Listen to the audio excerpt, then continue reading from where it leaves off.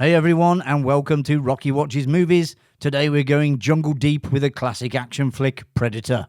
This 1987 masterpiece is packed with more than just memorable quotes and sweaty muscles. We are diving into behind-the-scenes secrets, production quirks, and lesser-known trivia that will have you looking at Predator in a whole new light. So put on your camo gear and get ready for 20 things you never knew about Predator.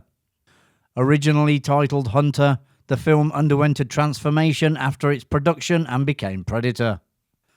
First-time screenwriter brothers Jim and John Thomas got the idea for the script from a joke about Rocky IV.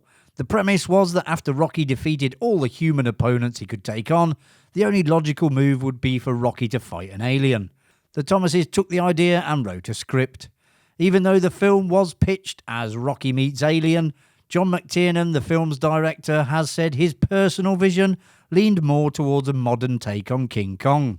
Bunch of guys go to an island and go deeper and deeper in, and Shazam! The thing they're chasing turns out to be a lot bigger than they thought, and they have to turn around and run away. Fueled by a tip from the costume department, courtesy of a playful prank by Arnold Schwarzenegger himself, Jesse Ventura believed his biceps boasted more inches than his co-stars. Ventura challenged Arnold to see whose was bigger, the winner claiming a bottle of champagne. Unfortunately for Ventura, the joke was on him. Arnold emerged victorious by about 3 inches.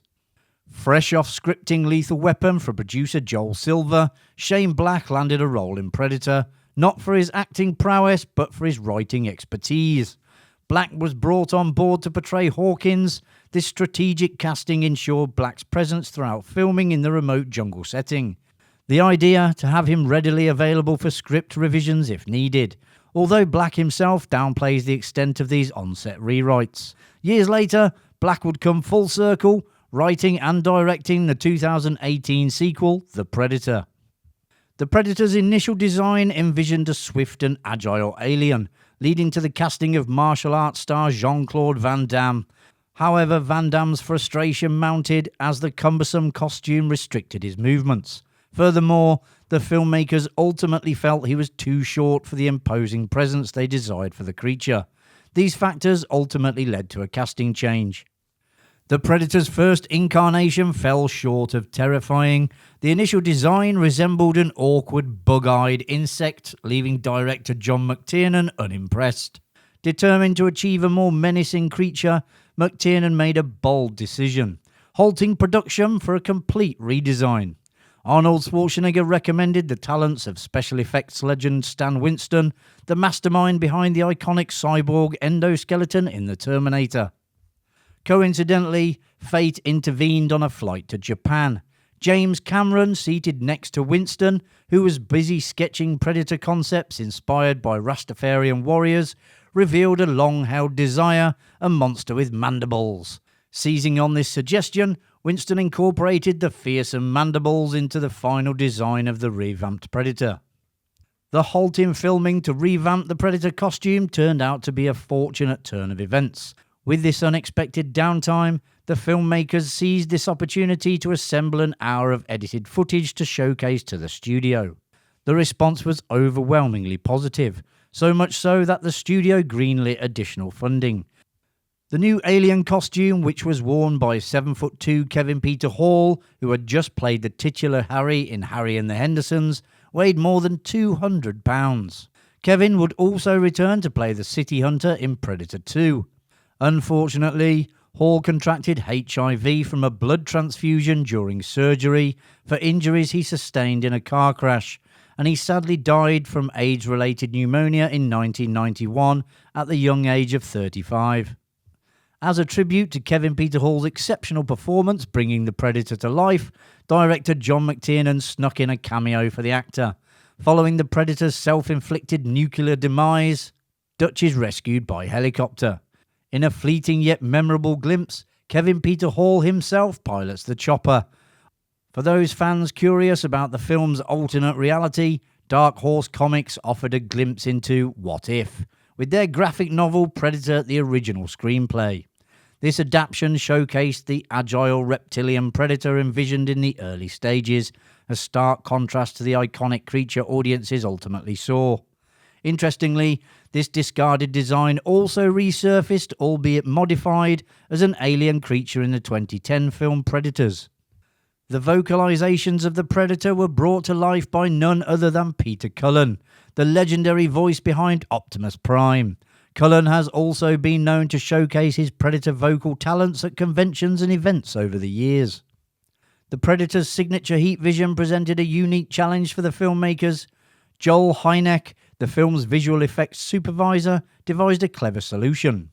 During filming, both a heat vision camera and a standard camera captured the same scene simultaneously using a beam splitter.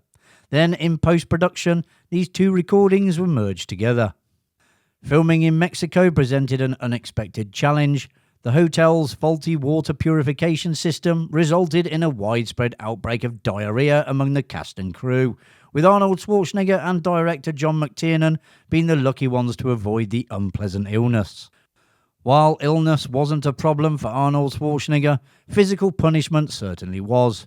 Schwarzenegger himself admitted enduring even more physical hardship than on the set of Conan the Barbarian. The demanding stunts included leaping from waterfalls and weeks caked in mud for the film's final act. For professional wrestler Jesse Ventura, Predator was his cinematic debut.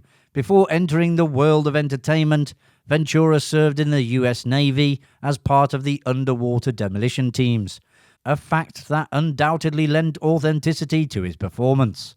His journey would take an even more surprising turn when he successfully transitioned from the wrestling ring to the political arena, serving as the governor of Minnesota from 1999 to 2003. While Jesse Ventura's character's minigun, nicknamed Old Painless, fired blanks for safety reasons, it was still a formidable weapon. The sheer power of the GE M134 minigun necessitated strict safety protocols.